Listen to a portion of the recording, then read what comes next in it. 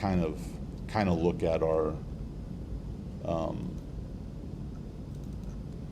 I've got kind of a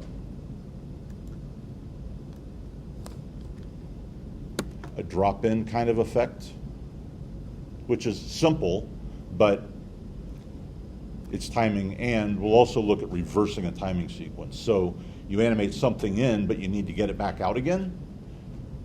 There are bunches of ways to do that, but we can also reverse our time sequences to pull them back out in the same way. So we'll kind of look at that. And then just, there's a few different things I've got.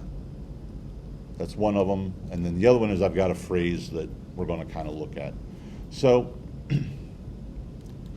before I do all of those, you know, when we looked at, I showed you some different ways on Monday of using animators or even just traditional animation techniques to kind of animate stuff on. And, you know, we can, if I've got a phrase, you know, let's flush this left, pick something a little less big.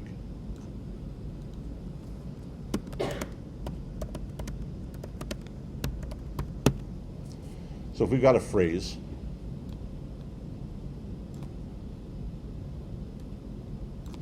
you know, we can animate these in any number of ways. I mean, just as a line. So one of the ways I showed you on Monday was using these animators.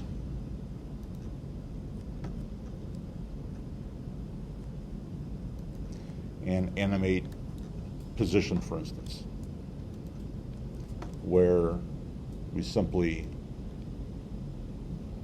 drop something off a page and then use this offset to kind of bring those back in. And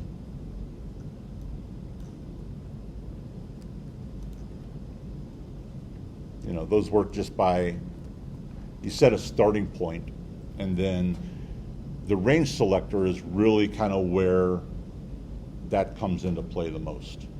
It's the part that really does the hard work. These down here, I can just set position, scale, transforms, just like I do anything else. But these range selectors allow me to sort of bring them on screen in different ways.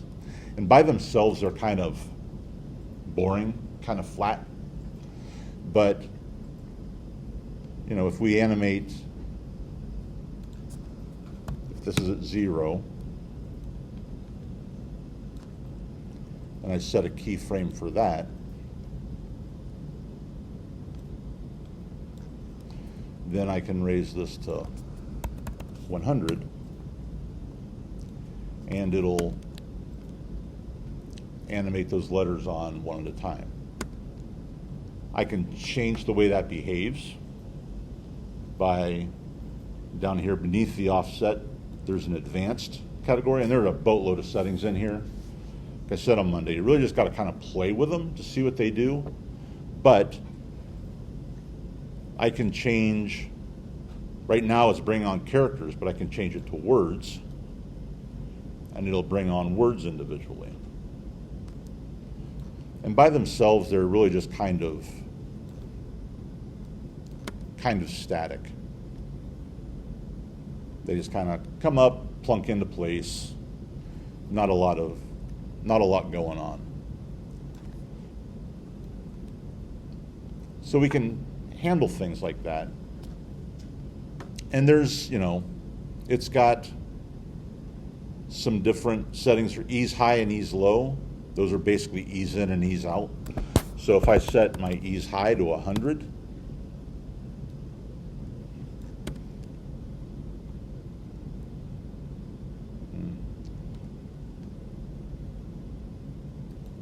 maybe I'll try ease low. Sometimes you got to sort of work your way back and forth between them. See what that does.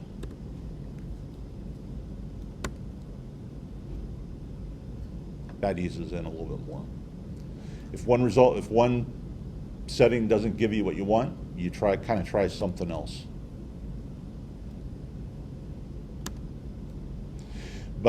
And that's an okay way to bring stuff on, but think about emphasizing words and emphasizing different elements.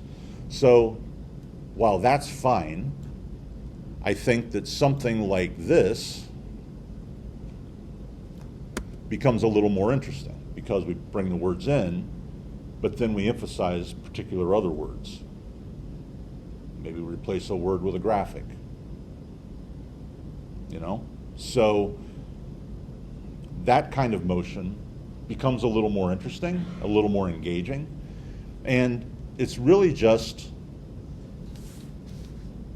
identifying what you want to do, kind of breaking it up. I mean, I use a combination of effects here, which we'll do.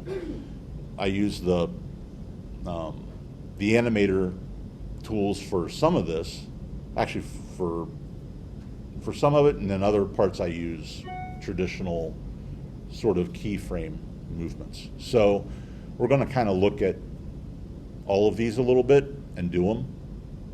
But I think that becomes a little more interesting than that does, So think about the phrases, think about, if it's a song, sing it through in your head. What words get emphasis? How do you want somebody to read it? When they view it, how do you want them to read it? How do you want them to mentally inflect words, Think about that as you work your way through it. Again, in your storyboards, this is one of those places you can kind of plan those things out. If you're doing it on the fly, you can do it, but if you kind of plan them out a little bit more, it makes it easier, a little quicker process to work your way through it, all right? So we're going to look at sort of varying things a little bit like that. And then different ways of bringing type in and out. So I'm going to start with this one because it's actually a little bit simpler one, believe it or not. And if you've got you can use a photo behind it or not, it's up to you, but if you're going to do this with me, so this is built by, rather than using the animators that I just showed you, which it could be, I built this by setting, it's a short word, I set each letter individually, arranged it, and then I animated each one in, primarily because I wanted the opportunity to sort of control how they come in a little bit better, and the animators just a little bit too much sort of fudging and back and forth and whatnot. This is much more straightforward kind of an approach, so that's what I wanted to try. So if we create a composition, and I've just got a 1920 by 1080, and I've got a photo to put, I'm going to drop a photo into it, but if you've got one, do so. If you don't, that's fine as well.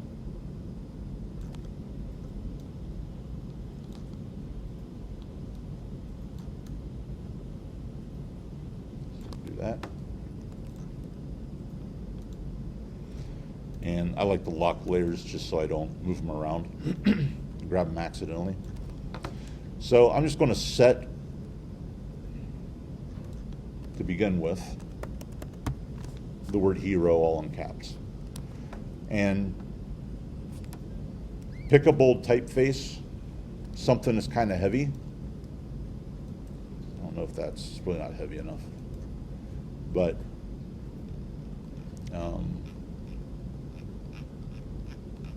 I used, shoot, what did I use?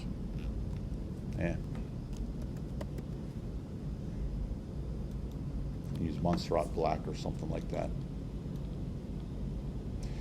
And then with my, remember to turn on your image and title safe, or motion and title safe. Right below your composition, it's this icon right here to turn those on so you stay within those title safes. You should be paying attention to that, and make sure your bounding boxes are on too. Sometimes those get turned off. So I'm just going to set this at my motion safe and increase my point size a lot. And if you've used InDesign, you've used Illustrator, After Effects type tracking works basically the same way. There's kind of big gaps here, so I can adjust my tracking over here on my type menu.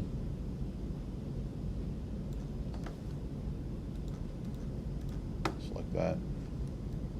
Oops. Here we go. Kind of tighten it up.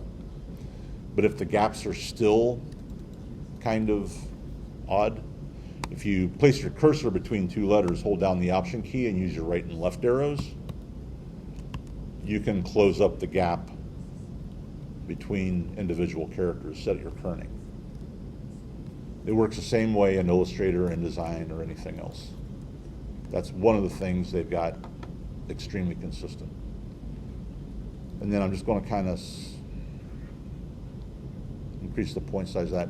And really the only reason I'm setting the word at this point is so that I can get a good sense for my point size and my spacing. That needs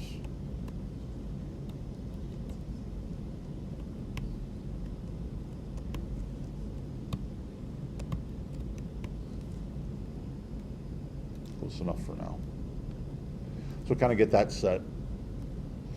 And if I refer back to my original, when this comes in, it's still kind of transparent. You can see the background through. So I'm going to take this and just set that final state. Tap T on my keyboard for transparency or opacity. And I'm just going to drop that down to 80. Just so I can kind of see through it a little bit.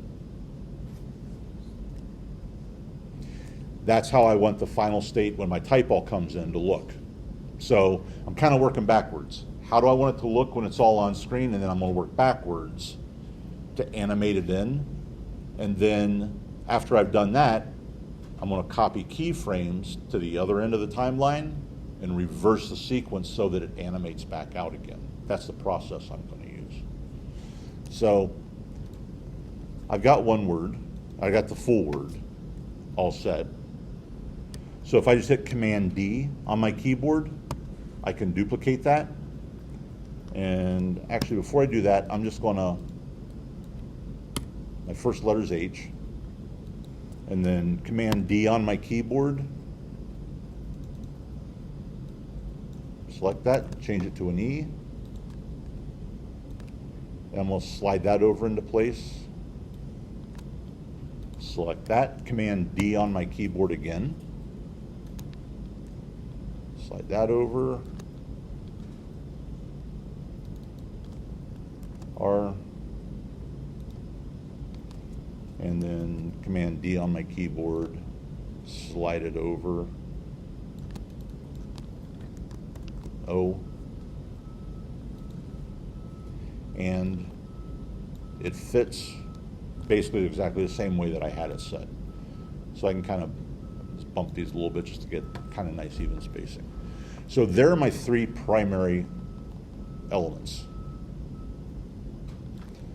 And then, so if we go back here, the way I animated is I sort of fade them in and sort of zoom them in into place. I zoomed from, in front, large, down to the size I want them. I could go the other direction as well. But, so if I take this, select all four of those, and I'll tap Scale, S for Scale to start with. I can go ahead and just slide my timeline over here. That's the scale I want this to be. And if I click on one, with all of them selected, if I just click on one, I set them all at the same time. And I'm also going to hit transparency because I want to hit the opacity, or keyframe the opacity as well. Hit those. Then I'm going to slide my time slider back, my playhead. And they're going to start transparent. So again, with these all selected, if I adjust the one, that'll adjust them all. Go back to my scale, and this I'm just going to increase. Oops. I got to go back and back up because I forgot to do something. So if I increase my scale at this point, I left my center point in the lower left-hand corner. It wasn't what I wanted, and that's the way it's going to scale. So I can still, with all of these selected, I'll right-click on it, transform and center my anchor point to the layer content. So now when I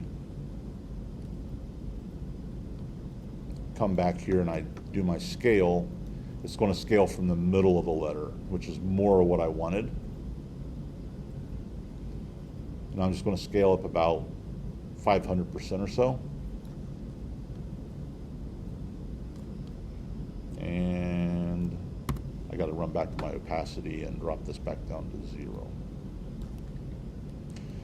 So what I end up with here is all of these kind of coming onto screen together.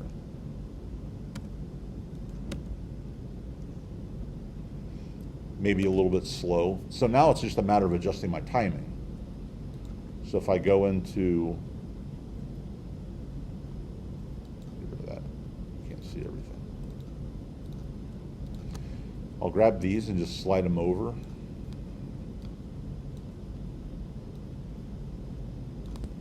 We'll kind of speed that up a little bit.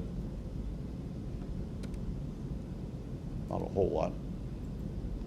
It's all right. We're going to make some other timing adjustments, so I'll save my timing. But what I'd kind of like to do is get those to kind of ramp, like speed in and then slowly, softly set into place. So if you remember, I can select those and I can easy ease them. If I right click, keyframe assistant, easy ease.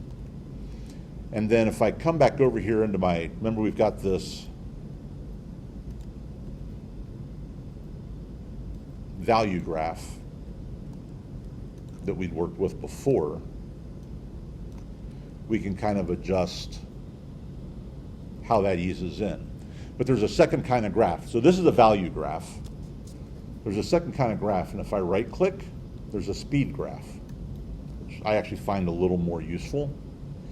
And what this actually does is, it's more of a visual representation of the speed that the type's going to come in at any given point. So if I watch this as I play it through, it just kind of gradually drops off at a standard or a very specific, even kind of a pace. Pull this way over.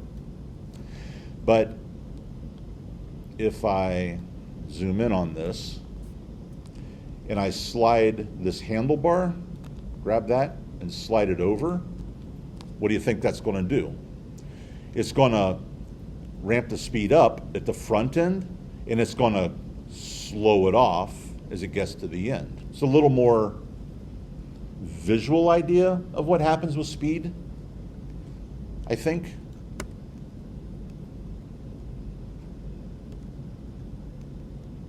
Oh, I need to pay attention. So I got to do it to this channel as well, but I'm not seeing that speed in my scale because I'm working on my opacity layer. If I tap my scale layer, let's go back to these, bring those in. That's where I want to be.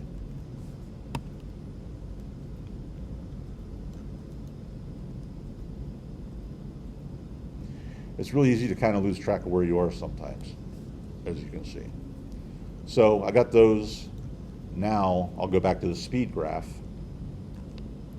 Slide this over, maybe not that far. That's a little softer, eases in a little bit nicer overall.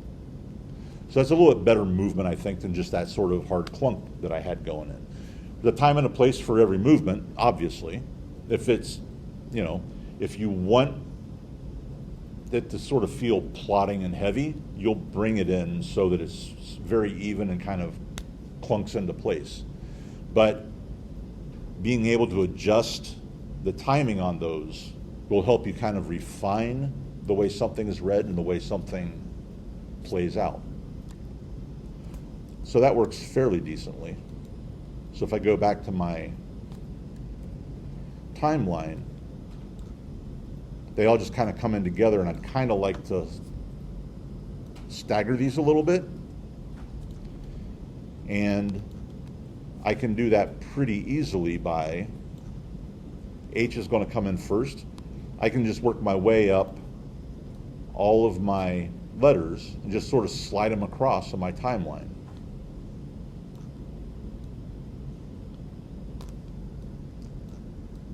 So now when I play those through, they come in a little more gradually. A little bit better control, a little more obvious as to what I'm doing with it, and just has a nicer feel overall, I think. And maybe I want to drag out the O a little bit. I can still come up here and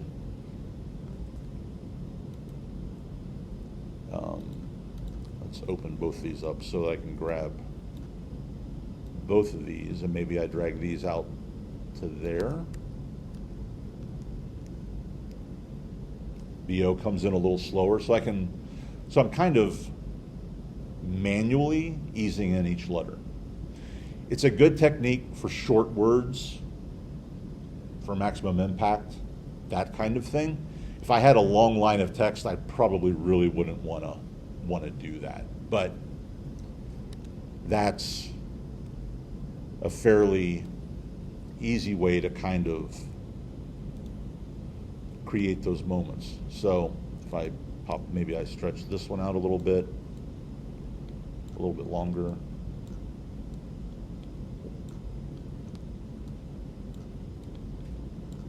Let's try that. It's not bad. So that kind of works in to play. It's a nice effect.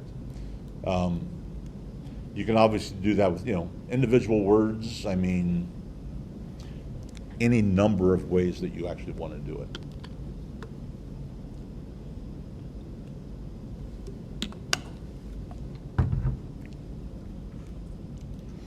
And you've got a line, you can bring an entire line in, slowly if you want. I mean, if I, let's see, comp 4.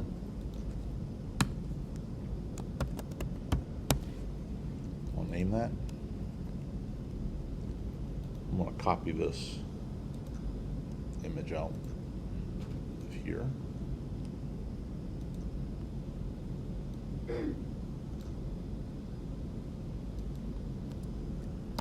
Copy that. Let's create a new composition, and I'll paste that in.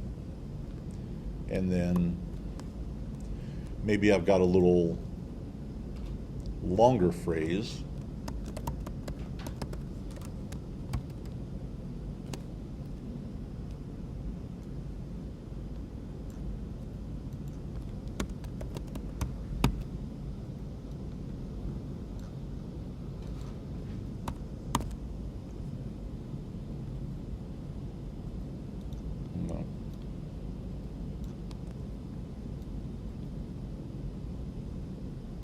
Sort of set it kind of like that. Another very simple way to animate a line in would be, actually I'm going to switch this to all caps. For the example, it'll just work better.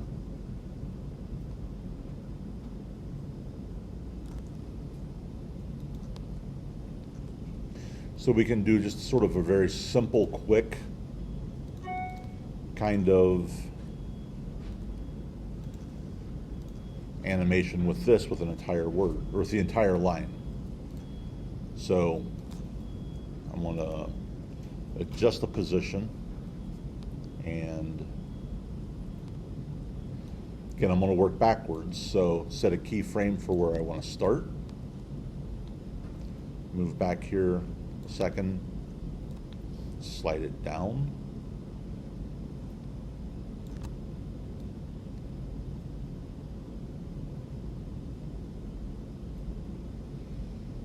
And then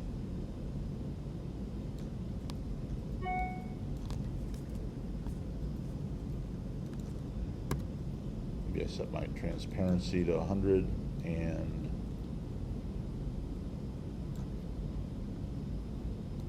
set it down to 0. It's kind of slow. Adjust my timing. Again, I can ease the way it comes in. And it's just kind of a nice, subtle little thing. I can go back into my curves here. It remembers my speed curve because that's where my speed graph, because that's where I was last time. Actually, let's go back over here. Select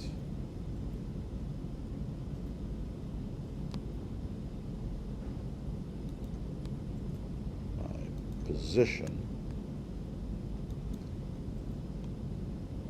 Ease that. Go back here with my speed graph. Adjust that a little bit.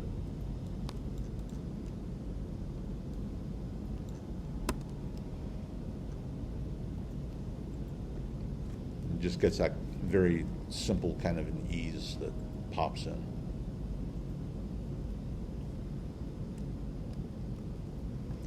Just very simple kinds of transitions.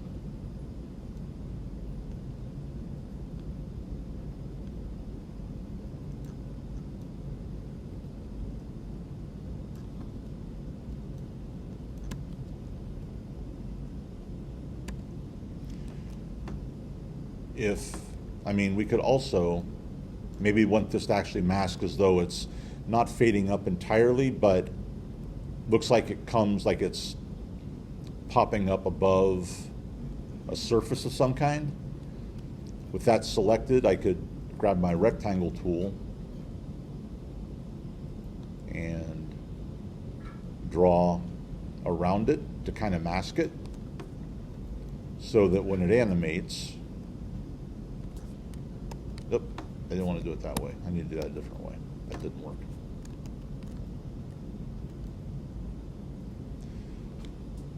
We'll just do that real subtle like that and kind of leave that as it is.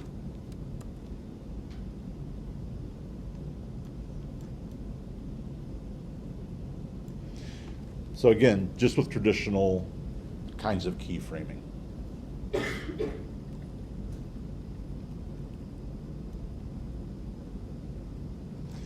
So let's take that and do that a different way. I'll go back to here, clear my keyframes out.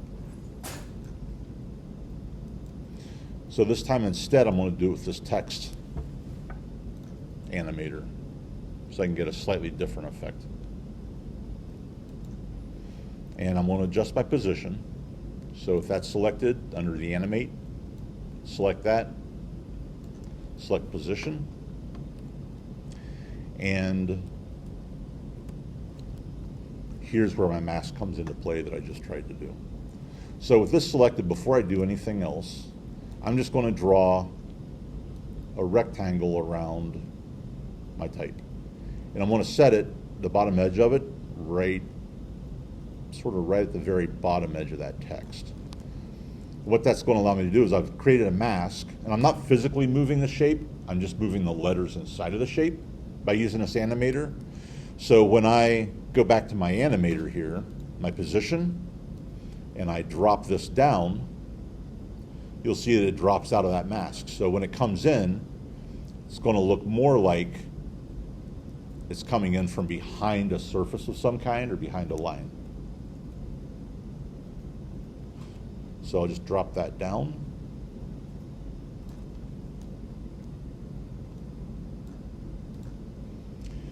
Go back to my timeline. And then this range selector. So looking at this range selector, I've just really kind of messed around with the offset up to this point, which if I slide that along, you'll see that each letter comes in on its own. And if I go too far, it'll go back the other direction. So make sure I set that to 0. So the start and the end, by default, it's set. Start and end dictates which characters within the element are going to be affected by the offset or by the animator. So everything from 0 to 100, meaning from beginning to end, is going to be affected. If I slide the start across, I get an effect very much like the offset that I just had. The effect is basically the same. If I reduce the 100 though, it comes in from the other direction. So I can kind of control how this comes in. And then, I could do a mix of the two.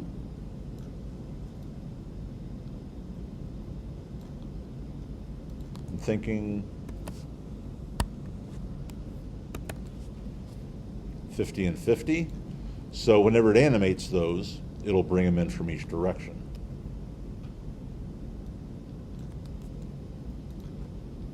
So I'll set this back to 0, set this back to 100. So you can get the same, you'll get the same effect by moving the start slider that you get with the offset. Although the offset, like I said, will allow you to go back the other direction, which I don't really want to do. So I'm just going to do this with the offset to start with. So I'm going to set my offset set a keyframe at 0. Slide over here and raise this up to 100. So now they'll all kind of pop in from behind that imaginary line.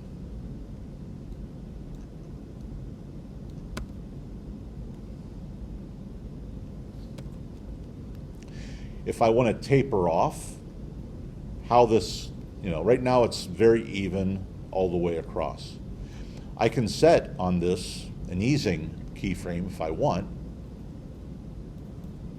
Select that, ease it, and I'm going to do the same thing I've just been doing with that speed slider.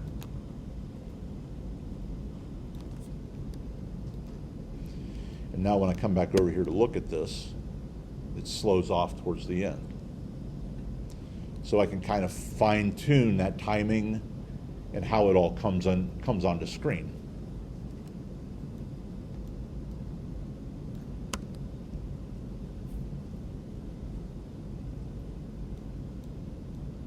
They still kind of clunk up into place.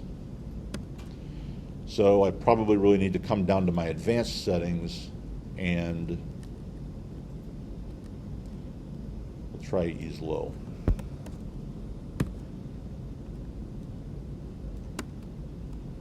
Nope, wrong one. Let's try that.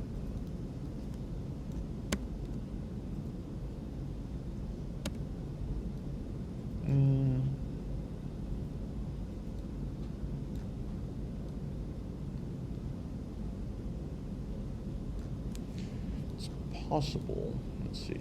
If I pull that out, see if I get something a little slower. Not really.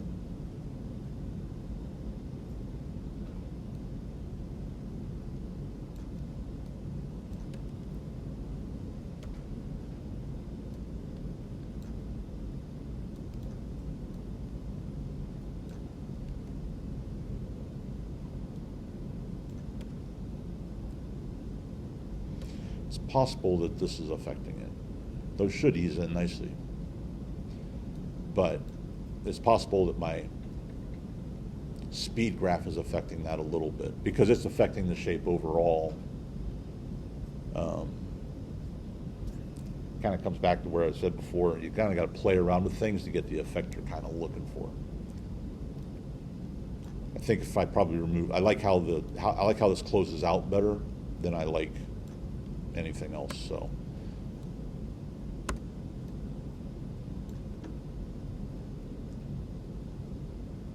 Hands position.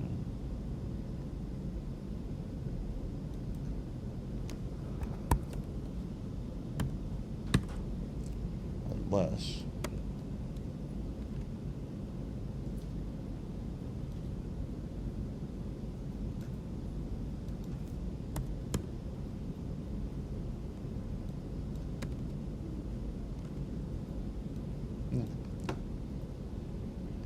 just got to play around with it to get it where you want it.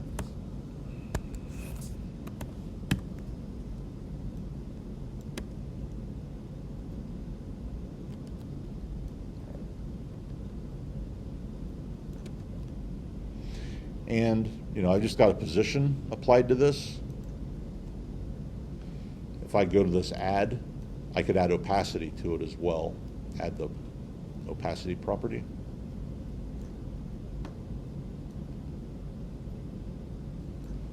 And again, it's this rangefinder that's affecting everything, so all I really need to do is slide my opacity to 0.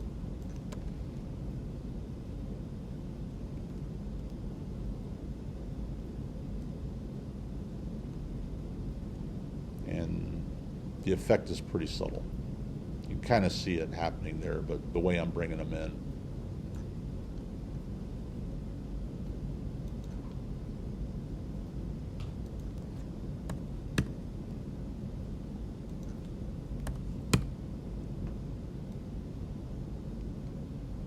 There we are.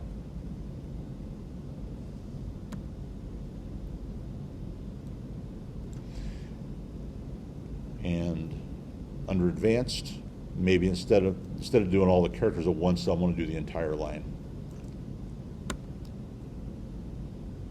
And it sort of mimics what I had before, but it gave me the latitude of allowing me to implement this mask to sort of bring it up from behind the mask.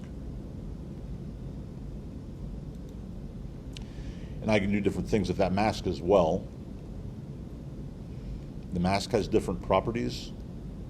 I can feather. No, not that. Let's feather it.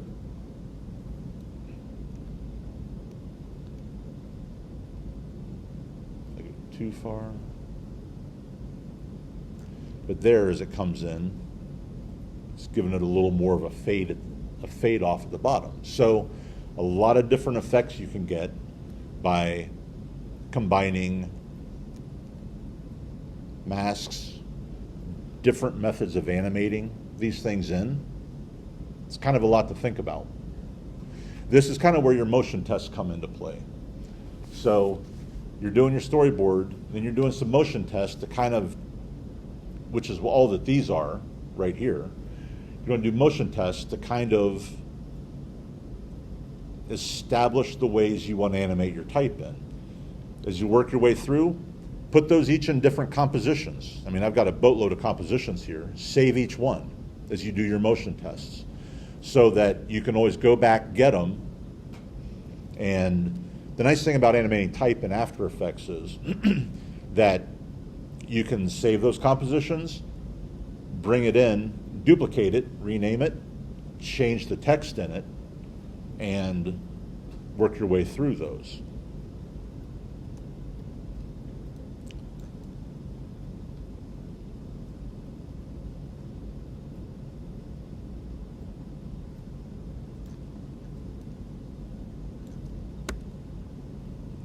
So a couple of different ways of animating that text into place.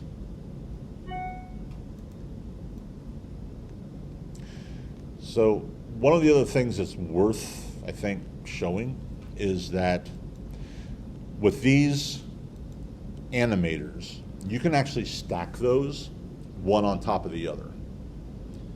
And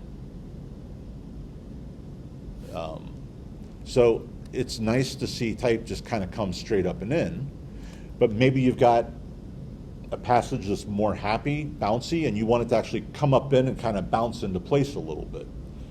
You can either animate every single one of those individually, or you can kind of stack these animators. And if, let's see, here, kind of allow them to overshoot a little bit. So you can kind of bring them up and sort of bounce them into place.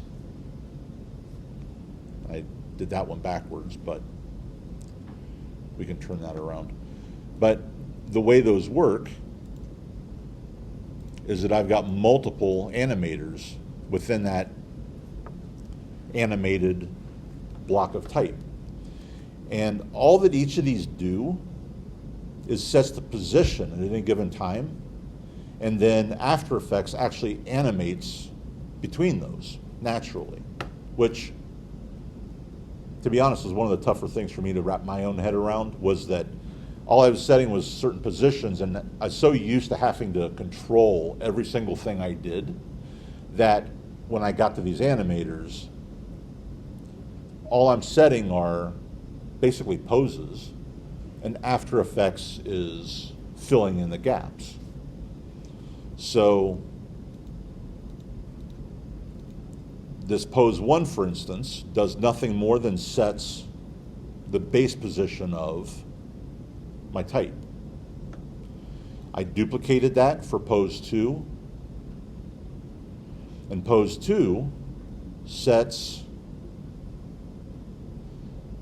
the highest point on that type, as you can see there, and pose 3 is what drops it back down into place where I want it.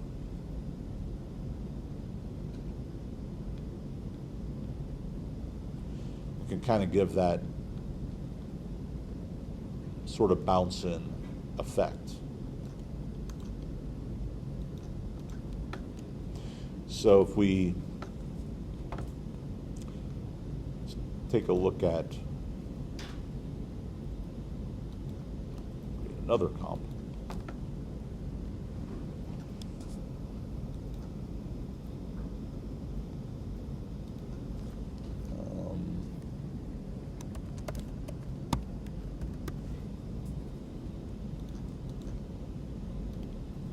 do that sort of.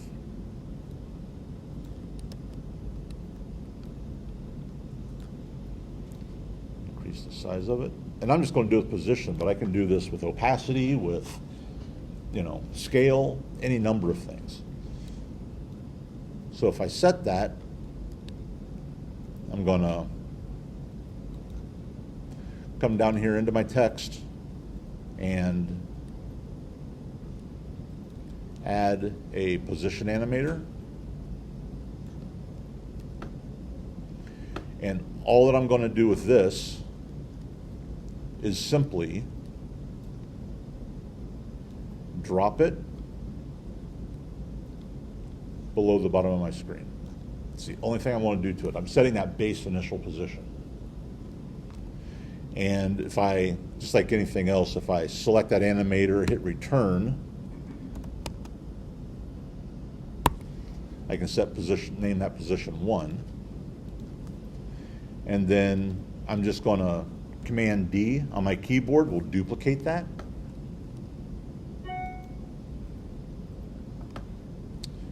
And what I want to do here is set my position 2. So, which is actually just going to be, if my position setting for my initial position is 623, minus 623 is going to be that's actually going to be my final position.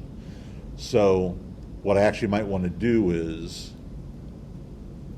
shoot that a little bit higher, and maybe I'll exaggerate it a little bit.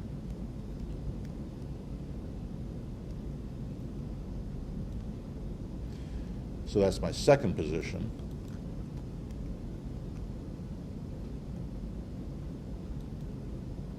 And if I animate the offset on that, then you'll see that, hopefully this works. I get it wrong about half the time the first time I do it.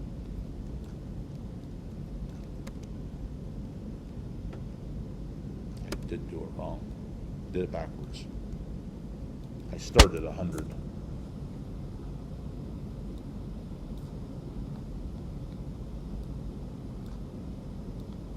And I finish at 0.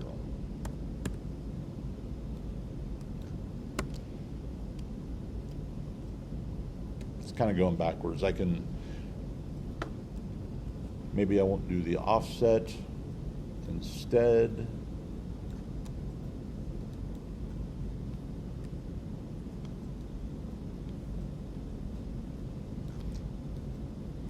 I'll do the start. Started off at 100.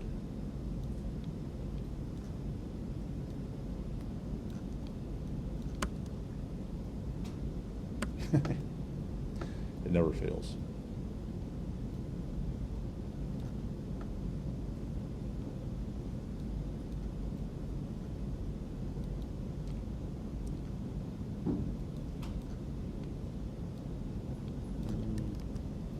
Let's set end.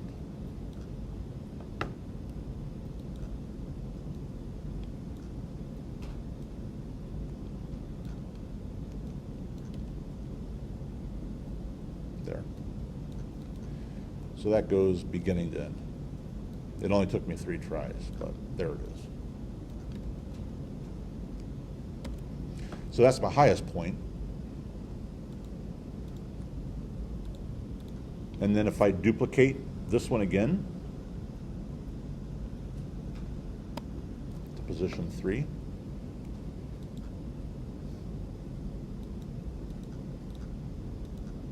I'm going to drop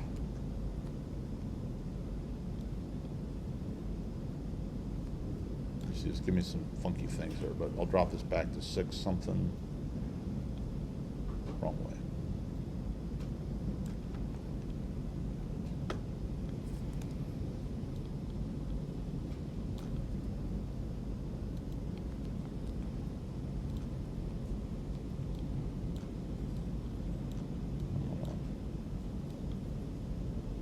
Offset these.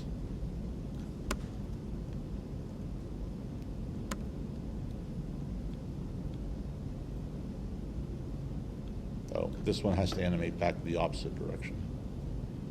I can't animate it the same way.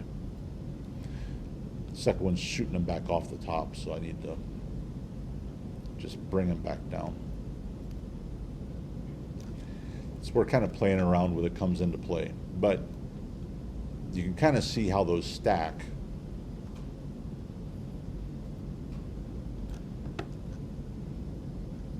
If I go back to this one, take a look at it.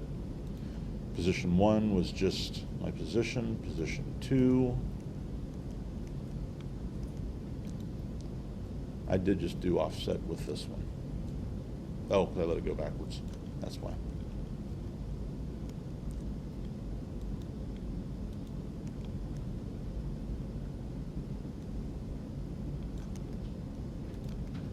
Okay.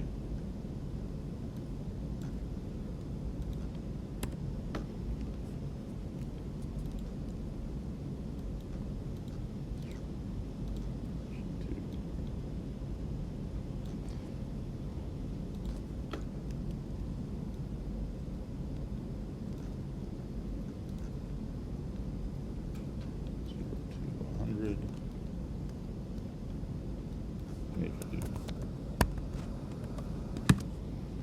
0. There. That fixed it, I think.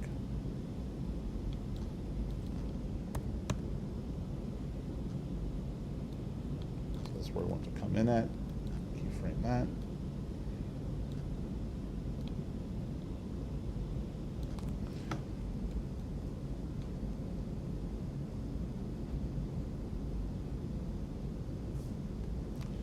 They were a little frustrating as you can see.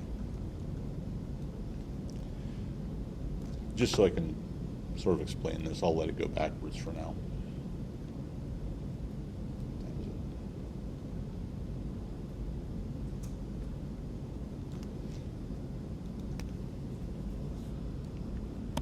Position 3. All I really need to do is drop this then back down to the 600 or so range.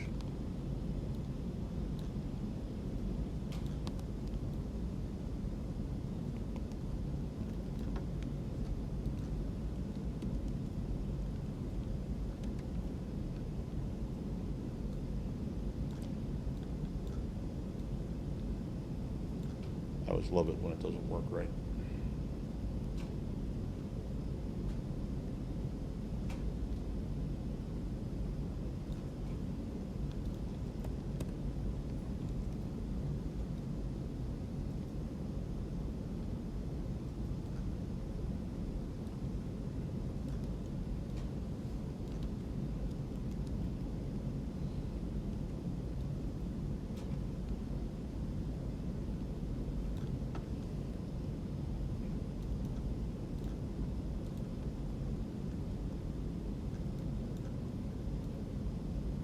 Sometimes it just doesn't work right.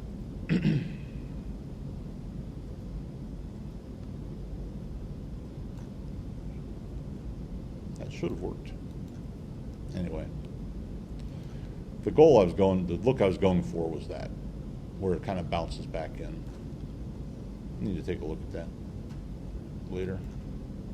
I'm not going to waste any more time on it.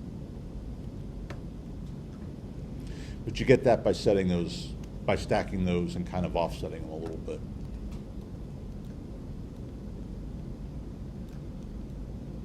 And you can change the amount by adjusting the amount of offset.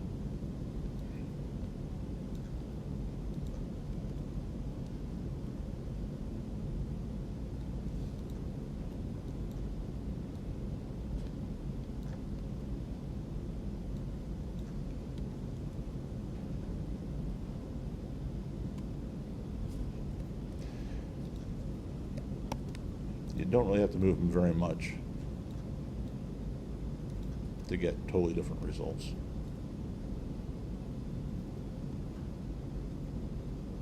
So that little demonstration ought to make you stick to traditionally animating properties, because that didn't go well at all. So the one thing I just realized I didn't show you was that I wanted to. If I go back to here, and let me reset my workspace.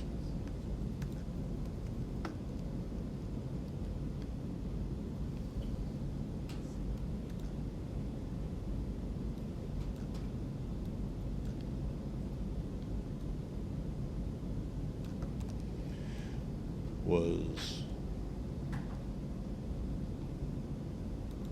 on this hero animation, I brought those all in, but I can also reverse that animation sequence. And it really is as simple as doing it.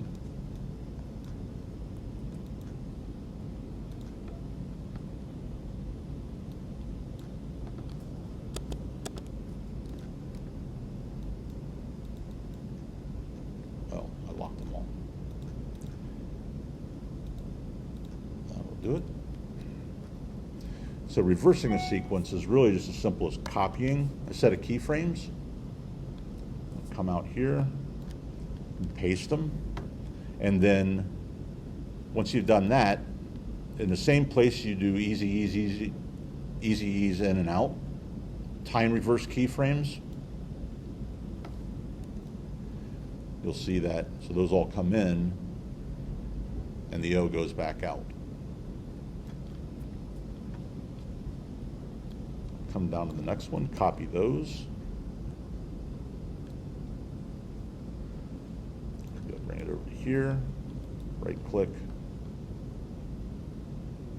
time reverse.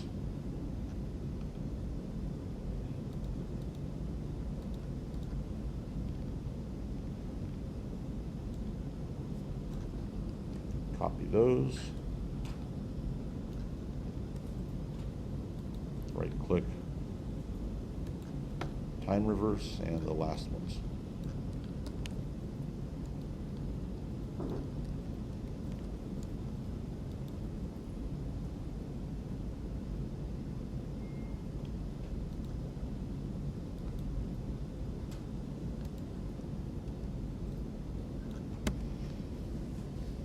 So now they all come in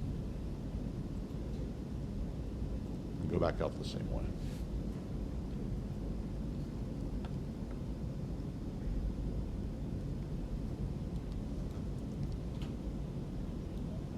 Actually, I think I would rather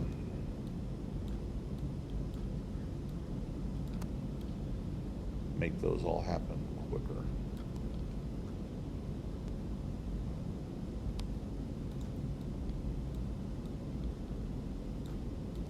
Adjust my timing.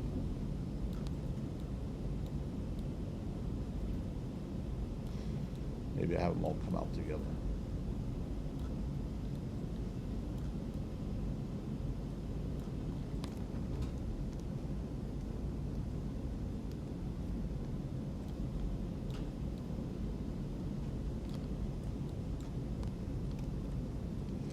So take the time to do those motion tests, just like that. It'll help you out quite a bit when you get into animating, because you'll have kind of worked out all these kinds of details, and you're not trying to work it out.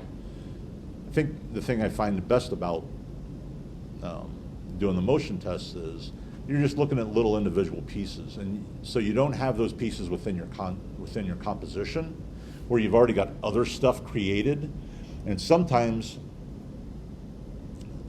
when you animate get something just the way you want it, and then you move on and you try to animate it differently further down your timeline, sometimes those adjustments will affect what you did previously, which is more evident usually with position changes, because After Effects will try to interpolate and determine what you want in the middle and give you results you don't want. You might have seen that already with some of the stuff you've done, but there's some techniques around that as well, but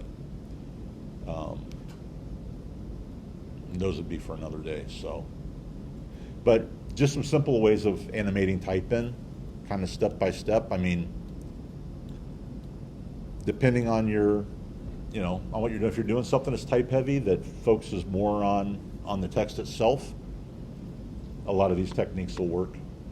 If you're illustrating and including type, you might handle them a little bit differently. So the idea, though, is to kind of